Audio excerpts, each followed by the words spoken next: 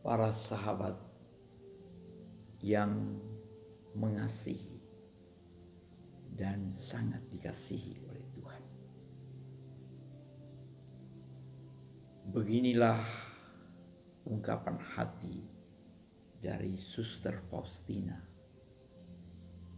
akan masa depan,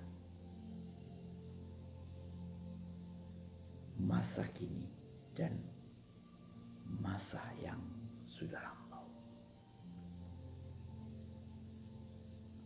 Apabila aku menatap ke masa depan, aku menjadi takut. Tetapi buat apa mencebur ke dalam masa depan?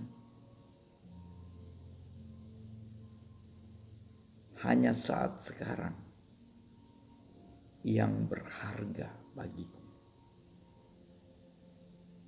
Sebab masa depan sama sekali belum pasti akan bertandang dalam jiwaku. Sama sekali tidak ada dalam kekuasaanku untuk mengubah, mengoreksi, atau menambah sesuatu pada masa lampau. Sebab baik orang bijak maupun para nabi tidak dapat melakukannya. Maka apa yang telah direngku oleh masa lalu harus kuserahkan kepada Allah. Oh masa kini, engkaulah milikku sepenuhnya. Aku ingin menggunakanmu sebagaimana aku dapat. Meskipun aku lemah dan kecil, engkau memberi aku rahmat, yakni kemahakuasaanmu. Maka sambil berserah kepada kerahimanmu, aku meniti hidupku seperti seorang anak kecil. Sambil setiap hari mempersembahkan kepadamu hatiku yang bernyala-nyala karena cinta akan kemuliaanmu yang semakin besar. Para sahabat yang dikasihi Tuhan, di dalam hidup berbuat kesalahan, kegagalan, dan kesulitan seringkali membuat kita semakin terpuruk. Karena apa? Karena kita tidak melihat yang baik di dalam kegagalan, kekalahan, dan kesulitan kita.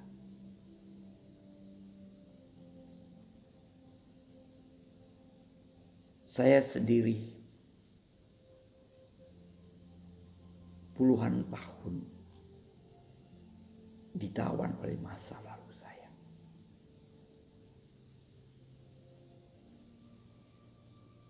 Saya seringkali hanya melihat yang negatif-negatif dari masa lalu. Menyesalinya dengan berkali-kali berkata, seandainya.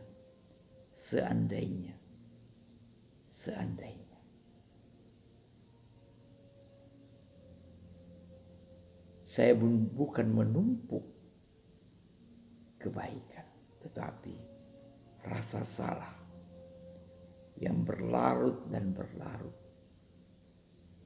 lama-kelamaan membuat saya frustrasi, membuat saya tidak memiliki pengharapan hidup.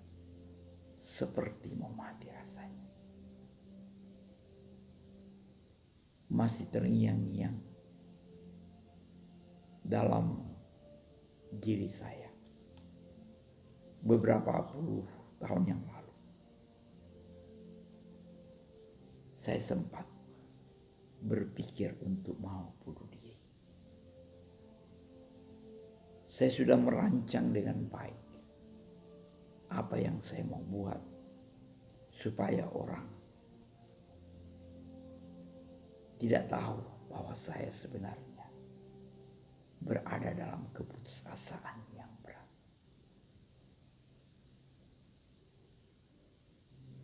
Saya pernah pergi ke satu tempat, satu bendungan yang sangat besar. Bukan dengan memakai kendaraan sendiri, tetapi kendaraan pinjaman.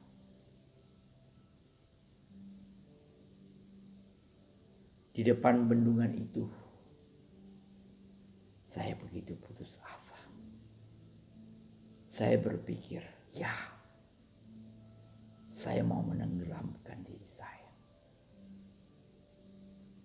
Tetapi, satu hal yang luar biasa.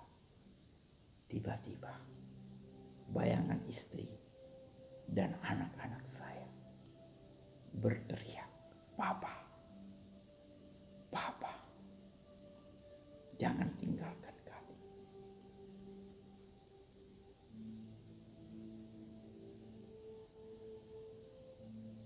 Teriakan itu membuat saya tersadar. Dan saya kembali lagi ke kota Makassar. Seperti tidak ada apa-apa. Kemudian pada suatu ketika begitu banyak sorotan, penghakiman, ketidakmengertian yang saya terima dari orang-orang di sekeliling saya, orang-orang yang menjadi panutan saya. Satu kesalahan,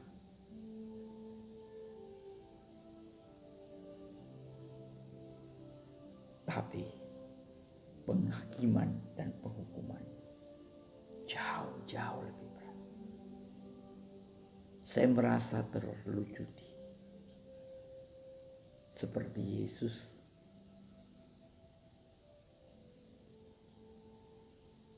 yang berbuat baik kepada banyak orang. Tapi nyatanya mereka itulah yang berteriak, "Salibkanlah dia."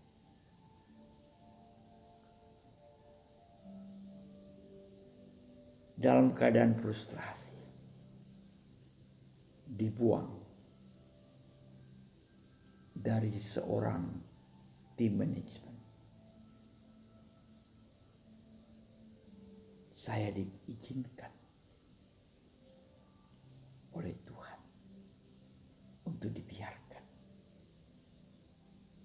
menjadi seorang seperti kuli bangunan, ditempatkan di gudang yang penuh semen.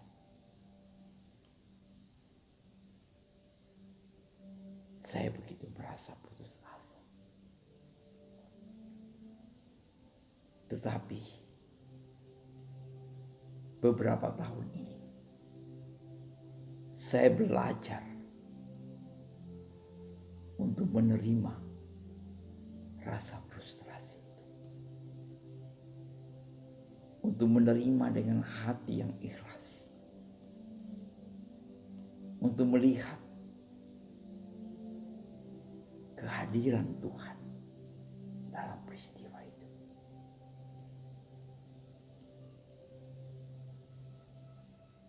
Saya berusaha untuk tidak hidup dari rasa bersalah. Tapi saya belajar,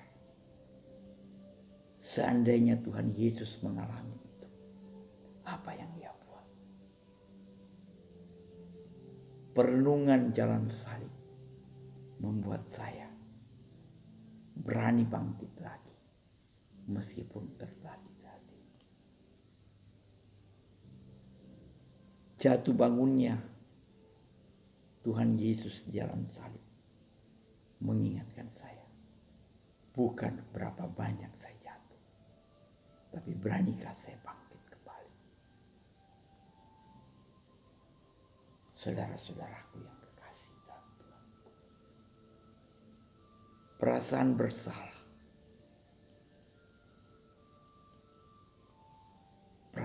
bersalah,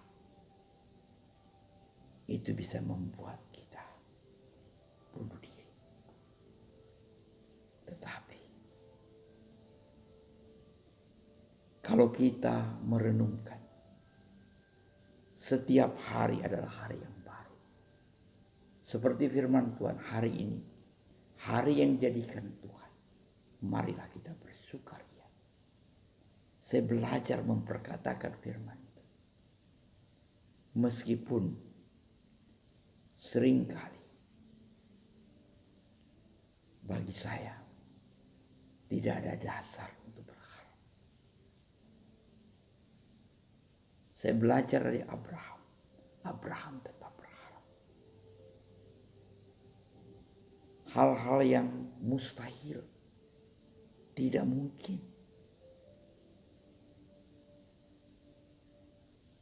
pernah suatu ketika saya juga mendengar dari seorang teman, Pak Asis, jika saya mengalami hal yang Anda alami, saya tidak mungkin tahan.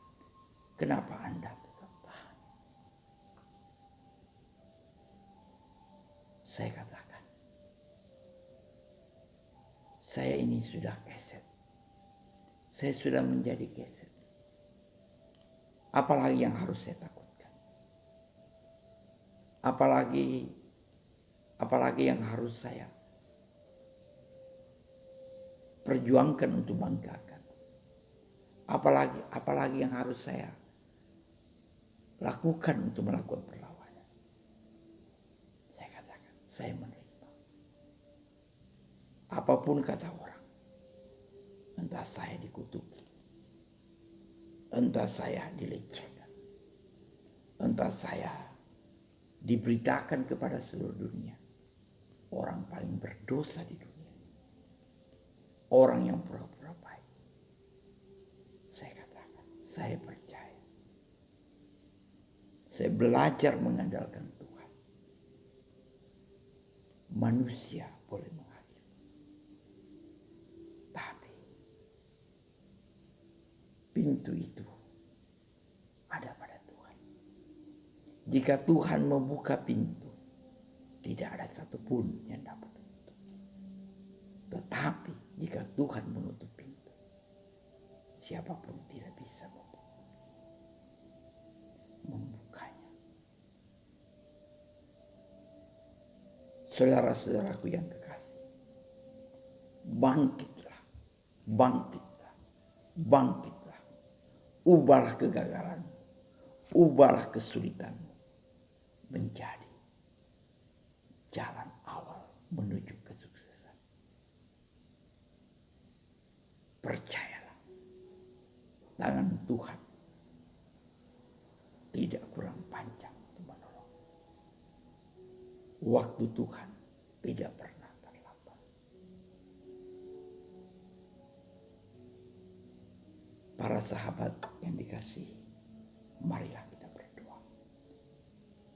Bapa yang Maha Baik, kami bersyukur seringkali kami tidak mengerti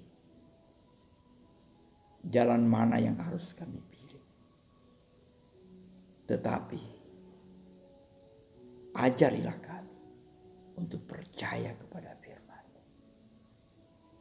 Firman yang Kau nyatakan tidak pernah kembali sia-sia. Ajarilah kami memperkatakan firman, karena janji-Mu tak pernah Engkau hindari. Engkaulah sumber kehidupan kami, Bapa yang Maha Baik. Tolonglah saudara-saudaraku yang pada saat ini sangat dikuasai oleh perasaan-perasaan yang menjauhkan mereka daripada, oleh rasa putus asa yang begitu dalam.